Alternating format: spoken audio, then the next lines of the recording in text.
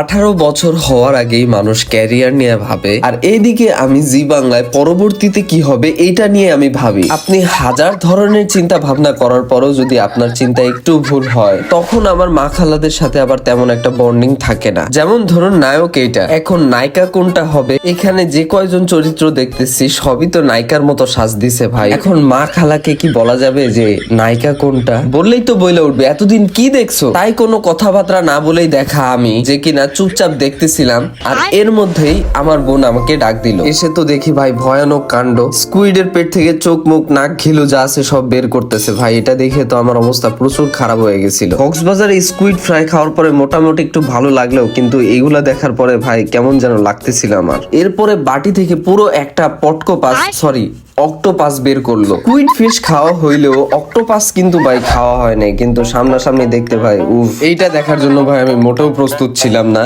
আমার দেখে আমার শরীরের পশম দাঁড়ায় যায়। আর এখন আমার বোন পোস্টমর্টমের মতো চামড়া ছিলতেছে অক্টোপাসের। ওর হাতের রান্নায় 100 এটা বলতেই হয়, কিন্তু ও এইগুলো কোথা থেকে যে শিখছে এটাই আমার মাথায় ধরে না। আমার এগুলা দেখতে ভাই একটু ভয় ভয় লাগতেছিল, যেমন মনে হচ্ছিল কোনো তেলাপোকা দেখলে আমি ডরাই, আমার বোন যে মেরে আসে। ওয়াও! আর এইখানে কাঁকড়া, অক্টোপাস, স্কুইড ফিশ এগুলো কিন্তু সব ও নিজের হাতেই পরিষ্কার করেছে।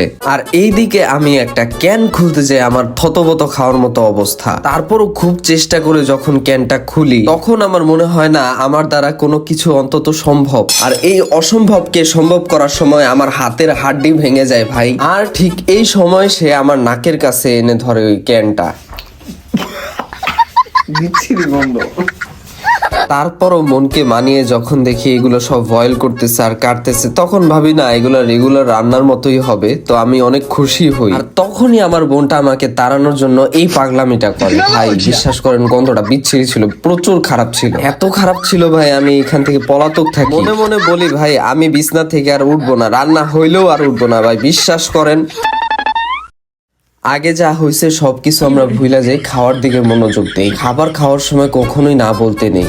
আর যেহেতু আমার বোন রান্না করছে, এটা 100% টেস্ট হবে। মিসমির ব্লগের ভিতর এই বিষয়ে সম্পূর্ণ দেখানো হবে যে কিভাবে রান্না হয়েছে, সো ওইটাতে আপনারা নজর দিন। আর এইদিকে আপনারা আমার খাওয়া দেখুন। ভাই বিশ্বাস করেন এত সুস্বাদু একটা রান্না, এটা না খেলে ভাই আমার পেটের ভাত হজম হইতো না। এইটা হচ্ছে কাঁকড়া, যেটা আমি অল টাইমই খাইতে পছন্দ করি। এইটা হচ্ছে অক্টোপাস, যেটা আমি আগে কখনো খাই নাই। খায় দেখা ভাই আমার মনেই তো ছিল শালার আরো কয়টা পাইলে। তো যাই হোক ভাই, এটাই ছিল আজকের ব্লগ। যারা যারা আমার ব্লগটা দেখেছেন, যাদের কাছে ভালো লেগেছে অবশ্যই লাইক করে ফলো করবেন। আর যাদের কাছে ভালো লাগেনি, কেন ভালো লাগেনি সেই বিষয়টা আমাকে কমেন্ট সেকশনে জানাবেন, যেন আমি আমার ভুলগুলো শুধরাতে পারি। আর আমি আমার খাওয়া দাওয়া নষ্ট করতে চাচ্ছি না। ধন্যবাদ।